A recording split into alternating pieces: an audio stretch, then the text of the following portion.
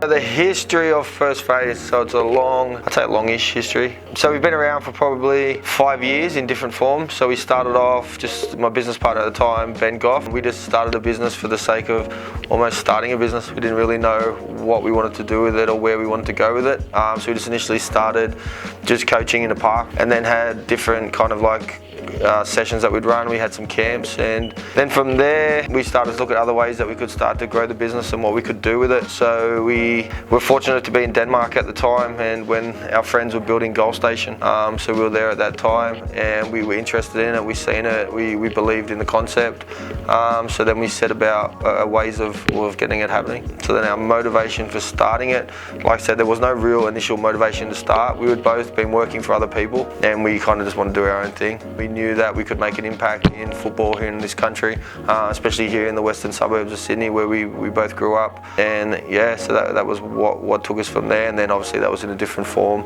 to what it is now, to obviously on such a big scale. It's actually a full business now rather than us just coaching kids in a park.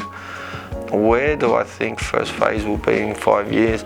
That's a good question. Hopefully still around. Obviously that's the first plan as we move forward, but yeah, from there we'd like to start to expand, so eventually there'll be one hopefully in Europe. So we want to get something similar to this, set it up centrally in Europe where we can start to work with pro players over there, and that's something that we're leaning towards doing in the next 12 months or so, starting to go overseas and start to expand what we're doing with where we are, but hopefully still here, still working with pros and still being a positive contributor to the football community.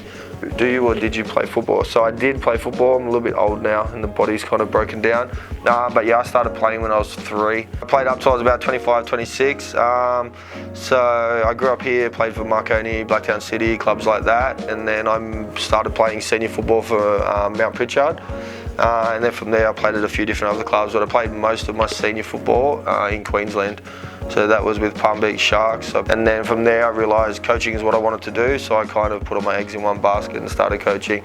When I came back from Queensland, I did play just park football for Castle Hill, but that was about the extent of it. So initially we started with 0 client base here in the factory, and then just started working with grassroots players through either players that we'd worked with before or through word of mouth. And then from there we started working with W League players who I'd have access before, who I knew from the NPL level, so we started working with them. They were the first ones. So early on we had Kai Simon in, Amy Harrison, so 2 of the Matildas, and then Nicola Bolger, she was another one of the Matildas, and then a lot of players like that.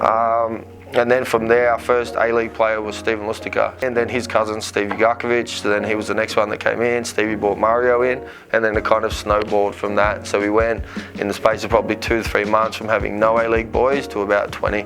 So we've had them in, and then as it's gone on, we started to work with bigger and bigger players. So Sam Kerr trained in here last year, Caitlin Ford, we took her through her whole season at Sydney last year. So lots of the Matildas, but then lots of boys that play overseas in Europe and things like that, and lots of the A-League boys, so a lot of the Wanderers boys, Keanu Backus, Kieran Backus, Abraham Majok, all those, and then our young one, Sam Silvera, who's killing it at the moment up at Central Coast. He was our coach not too long ago, but he's also one that we put a lot of work in. We work massively on laying that technical foundation, so that's the focus within all of our sessions, so laying that technical foundation, which is lacking in players at all levels. So if you see our national teams and our youth national teams on the international level, we're just not competing technically with the other players. Physically, we used to dominate them all, and we still do to a degree, but even that's starting to diminish. But so it's trying to lay that technical foundation, and we've noticed in our players from the grassroots all the way through to the pros, all of them have different levels of technical deficiencies, and that's what we look to improve. So it's not groundbreaking, it's nothing special, it's just focusing on the basics and getting the players to be more comfortable with their passing, striking, receiving the ball, and then dribbling with the ball, which then creates more confident players, and then it helps them to be more successful on the weekend. But in regards to what we do differently to other people, it's just through the technology and the equipment we have, we're able to get a lot more touches in our sessions than what other players are. So then obviously we can speed up that process of getting familiar with the ball and getting comfortable, and then also the decision-making aspect that we have in our sessions that can't really be replicated elsewhere. And even the pro players say they feel so much more confident on the field and comfortable knowing their surroundings, knowing where their space are, and knowing where the danger's coming from. Yeah, I couldn't ask for anything better, to be honest.